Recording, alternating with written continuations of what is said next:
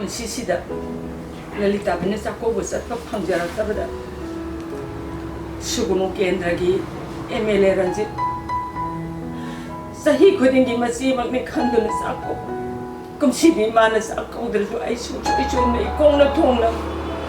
이제 는 ꯆꯥꯛꯀꯧꯕ ꯉꯝꯃꯔꯣꯏ ꯍꯥꯏꯔꯁꯨ ꯑꯩ ꯆꯠꯀꯅꯤ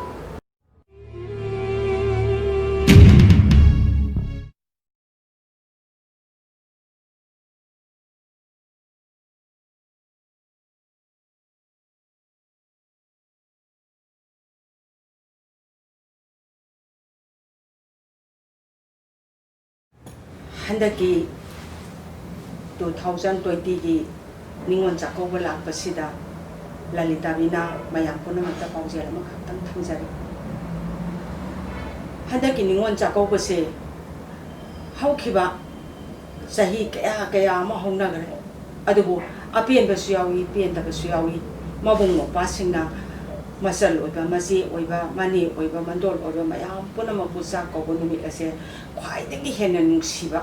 ꯈ꯭ꯋꯥꯏꯗꯒꯤ ꯃꯃꯜ ꯌꯥꯝꯕꯅꯤ ꯍꯥꯏꯅ ꯂꯂꯤꯇꯥꯕꯤꯅ ꯈꯜꯂꯤ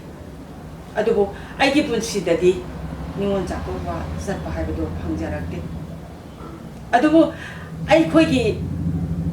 ꯆꯥꯛꯀꯧꯕ ꯆꯠꯄ ꯐꯪꯖꯗꯦ ꯍꯥꯏꯗꯅ ꯃꯌꯥꯝ ꯄꯨꯝꯅꯃꯛꯇ ꯄꯥꯎꯖꯦꯜ ꯄꯤꯖꯕꯗꯤ ꯅꯠꯆꯗꯦ ꯃꯌꯥꯝ ꯄꯨꯝꯅꯃꯛꯅ ꯍꯟꯗꯛꯀꯤ ꯅꯤꯉꯣꯜ ꯆꯥꯛꯀꯧꯕꯁꯤꯗ ꯃꯕꯨꯡ ꯃꯧꯄ꯭ꯋꯥꯁꯤꯡꯅ ꯑꯗꯨꯒ ꯃꯃꯥ ꯃꯄꯥꯁꯤꯡꯅ ꯃꯆꯜ ꯑꯣꯏꯕ ꯃꯆꯥ ꯑꯣꯏꯕ ꯄꯨꯝꯅꯃꯛꯄꯨ ꯆꯥꯛ ꯀꯧꯕꯤꯕ ꯅꯨꯡꯁꯤ ꯆꯥꯟꯅꯅ ꯂꯩꯕ ꯑꯗꯨꯒꯨꯝꯕ ꯑꯃꯈꯛꯇꯪ ꯁꯃꯥꯖꯁꯤꯗ ꯄꯨꯔꯛꯅꯤꯡꯏ ꯇꯧꯗꯕꯗꯤ ꯅꯠꯇꯦ ꯃꯌꯥꯝ ꯄꯨꯝꯅꯃꯛ ꯂꯣꯏꯅ ꯇꯧꯏ ꯑꯗꯨꯕꯨ ꯂꯂꯤꯇꯥꯕꯤꯒꯤ ꯊꯃꯣꯏꯗ ꯑꯩꯈꯣꯏꯒꯤ ꯄꯦꯟꯗꯕ ꯃꯌꯥꯝꯁꯤꯡ ꯑꯗꯣ ꯀꯥꯎꯊꯣꯛꯑꯒ ꯃꯌꯥꯝ ꯄꯨꯝꯅꯃꯛꯅ ꯆꯥꯛꯀꯧꯕ ꯆꯠꯄꯕꯨ ꯌꯦꯡꯖꯔꯒ ꯊꯃꯣꯏꯁꯤꯗ ꯄꯦꯟꯖꯕ ꯑꯗꯨꯒꯨꯝꯕ ꯂꯂꯤꯇꯥꯕꯤ ꯑꯃꯈꯛ ꯑꯣꯏꯖꯒꯦ ꯃꯌꯥꯝ ꯄꯨꯝꯅꯃꯛꯅ ꯆꯥꯛ ꯀꯧꯕꯤꯌꯨ ꯅꯨꯡꯁꯤ ꯆꯥꯟꯅꯅ ꯍꯤꯡꯃꯤꯟꯅꯁꯤ ꯑꯩꯈꯣꯏ ꯄꯨꯝꯅꯃꯛꯀꯤ ꯃꯄꯤ ꯃꯄꯥ ꯑꯣꯏꯔꯤꯕ ꯑꯍꯜ ꯂꯃꯟ ꯆꯠꯄ ꯉꯝꯖꯗ꯭ꯔꯕ ꯆꯩꯁꯨ ꯁꯨꯔꯒ ꯆꯠꯂꯤꯕ ꯏꯃꯥ ꯏꯕꯦꯟꯁꯤꯡꯗꯣ ꯑꯗꯨꯅ ꯃꯕꯨꯛ ꯊꯟꯅ ꯆꯥꯈꯤꯕꯗꯣ ꯃꯗꯨꯅꯤ ꯂꯂꯤꯇꯥꯕꯤꯒꯤ ꯊꯃꯣꯏ ꯄꯥꯝꯖꯕ ꯑꯩꯈꯣꯏꯒꯤ ꯊꯃꯣꯏꯗꯗꯤ ꯑꯗꯨꯒꯨꯝꯕ ꯐꯪꯈꯤ ꯃꯌꯥꯝꯅ ꯅꯨꯡꯁꯤꯕꯤꯗꯅ ꯑꯍꯜ ꯂꯃꯟ ꯑꯣꯏꯕꯁꯤꯡꯕꯨ ꯅꯨꯡꯁꯤ ꯆꯥꯟꯅꯅ ꯃꯆꯥ ꯃꯁꯨ ꯑꯣꯏꯕꯁꯤꯡꯗꯨꯅ ꯀꯣꯟꯗꯅ ꯄꯨꯟꯁꯤ ꯆꯍꯤꯁꯤꯗꯒꯤ ꯂꯣꯏꯈ꯭ꯔꯒꯗꯕ ꯄꯨꯟꯁꯤꯗꯣ ꯉꯁꯤꯗꯤ ꯆꯥꯛ ꯆꯔꯥ ꯑꯃꯇ ꯆꯥꯃꯤꯟꯅꯁꯤ ꯍꯥꯏꯗꯅ ꯀꯣꯜꯂꯒ ꯄꯣꯔꯛꯑꯒ ꯆꯥꯛ ꯆꯥꯃꯤꯟꯅꯕꯗꯣ ꯃꯗꯨꯒꯨꯝꯕꯁꯤꯡꯗꯣ ꯀꯅꯥꯒꯨꯝꯕꯅ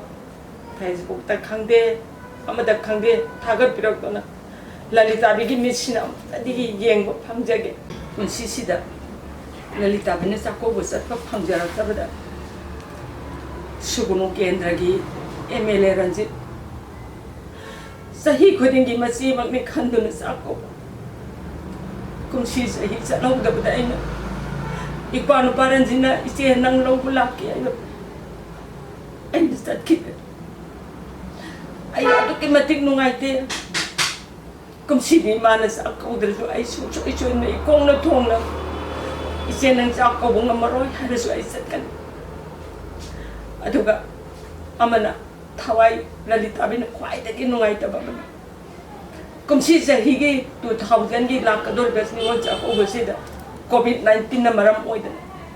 ꯃꯕꯨꯡ ꯃꯧꯄ꯭ꯋꯥ ꯃꯆꯤꯟ ꯃꯅꯥꯎ ꯀꯌꯥ ꯑꯃ ꯂꯩꯈꯤꯗꯕ ꯌꯥꯎꯕꯁꯦ ꯃꯁꯤꯅꯤ ꯈ꯭ꯋꯥꯏꯗꯒꯤ ꯍꯦꯟꯅ ꯂꯂꯤꯇꯥꯕꯤꯅ ꯊꯃꯣꯏ ꯁꯣꯛꯄ